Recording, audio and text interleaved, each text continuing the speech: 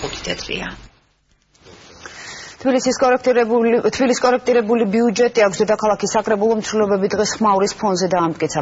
ოპოზიციის პროტესტის მიუხედავად ბიუჯეტი 47 მილიონით გაიზარდა, თუმცა პროექტში შემცირებულია მოსახლეობისთვის მნიშვნელოვანი პროგრამების დაფინანსება.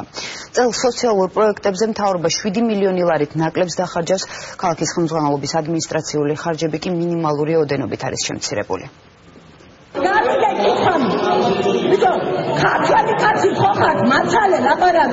ბიუჯეტში შესატან ცვლილებებზე დაწყებული მსჯელობა პოლიტიკურ ბრალდებებში გადაიზარდა. მმართველმა გუნდმა ნაციონალურ მოძრაობას მათი ხელისუფლებაში ყოფნის პერიოდი კიდევ ერთხელ შეახსენა.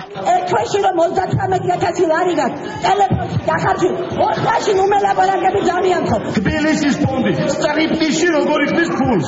რას მელაპარაკები რაკეთ? შენ იმაზე აგოს პასუხი იმ პოლიტიკურმა ძალამ და მე გველაპარაკო ჩვენ იმაზე რა მიზნობიობაზე აქვს საუბარი. ხმაურის ხდომაზე მას შემდეგ დაიწყო, რაც ოპონენტებმა მერის მოადგილეს ოლიმპიადის ფარგლებში დაგეგმილი პროექტები და ამ ფონზე ერთდროულად პირდაპირ მიყიდვის წესით დადებული ხელშეკრულებები შეახსენეს.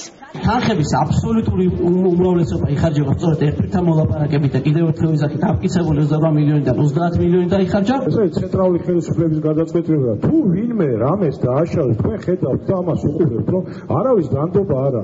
31 მომხრე და 7 წინააღმდეგი. კამათის მიუხედავად თბილისის ბიუჯეტში ცვლილებების საკრებულომ დაამტკიცა.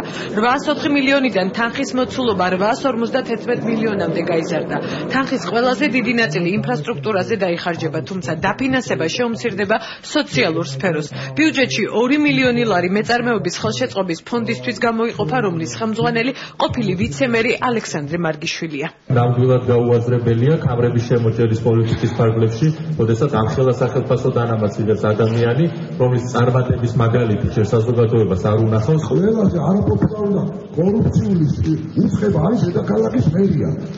არ გამოსულა დედაქალაქის მერია სკანდალებიდან არც ერთი დღე. ჩვენ რაზე ვსაუბრობთ რაღაცა ის ოცნების ქალაქის გვიხატო. დედაქალაქის მთავრობამ ცვლილებები ბიუჯეტში მას შემდეგ დაგეგმა, რაც ხელისუფლებამ ეგრეთ წოდებული კამრების შემოჭერის პოლიტიკა დაანოსა.